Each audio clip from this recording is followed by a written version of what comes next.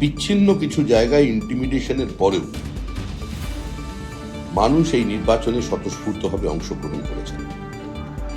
স্বাভাবিকভাবে এই জয় সংসদীয় গণতন্ত্রের জয়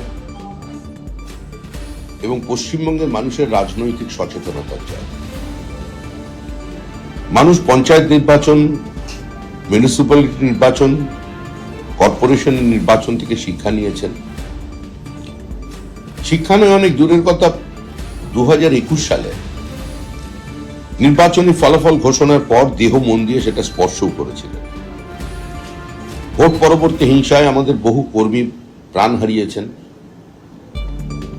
আমাদের এই পরিবারের মহিলারা ধর্ষিতা হয়েছেন, গণধর্ষিতা হয়েছেন। জেসিপি দিয়ে বাড়ি ভাঙা হয়েছে, মানুষকে রাজ্য ছেড়ে অন্যত্র বসবাস করতে বাধ্য করা হয়েছে। দোকান ভাঙচুর করা হয়েছে, বাসের কন্ট্রাক্টরকে রাস্তা থেকে বাস দাঁড় করিয়ে নামিয়ে দেওয়া হয়েছে বিজেপি করার অপরাধ। অটো টোটো চালকদের যে নির্দিষ্ট স্ট্যান্ড আছে সেখান থেকেও লাইন থেকে বার করে দেওয়া হয়েছে। আগামীকাল আবার ভোট গণনা। বিভিন্ন জায়গায় এখনো পর্যন্ত মরিয়া হয়ে একটা রাজনৈতিক দল অবাঞ্ছিত কিছু মানুষকে জড়ো করছে, কিন্তু এভাবে গণনা প্রক্রিয়ায় কোনো ব্যাঘাত ঘটানো যাবে না। 2021-এর পুনরাবৃত্তি হবে। যন্ত্রণা, তাদের মেধার প্রতারণা, এই সমস্ত নিয়ে তারা উপস্থিত আছেন। মানুষ ভোট দিয়ে দিয়েছেন আমাদের কর্মী সমর্থকদের কাছেও, যারা আমাদের দল করেন না, তৃণমূল কংগ্রেস করেন। এই নির্বাচনে হয়তো প্রার্থীর বিরুদ্ধে ভোট দিয়েছেন বিজেপি, তাদের কাছেও একটা আবেদন রাখছি যে আমাদের মূল লক্ষ্য হচ্ছে পশ্চিমবঙ্গের ভোট সংস্কৃতির পরিবর্তন।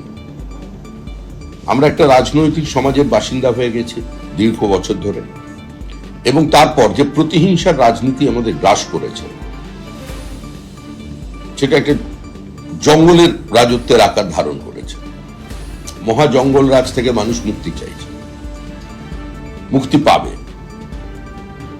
কিন্তু মুক্তি পাওয়ার অর্থ এটা নয় যে আমরা 2021 সালের ঘটনাকে কেন্দ্র করে কিংবা 2016 সালের পর থেকে আমাদের সঙ্গে যা হয়েছে সেই ঘটনারই পুনরাবৃত্তি আমাদের লোকজন করবেন।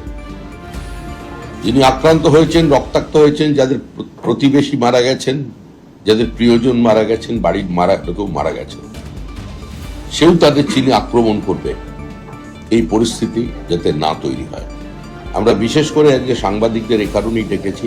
এ ধরনের কোনো ঘটনার যদি আপনারা পান, তৎক্ষণাৎ সাংবাদিক হিসেবে নয়, অবশ্যই আপনাদের চ্যানেলে সেটা সম্প্রসারিত করবেন, সংবাদ মাধ্যমে সেটা থাকবে।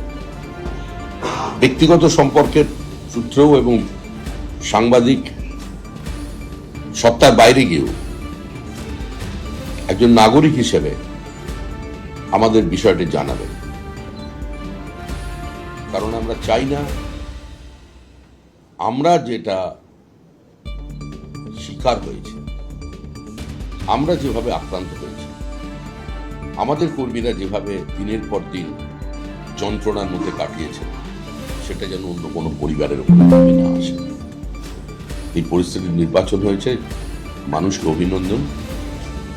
92% বেশি মানুষ পশ্চিমবঙ্গে ভোট দিয়েছেন, এই প্রক্রিয়া থেকেছেন।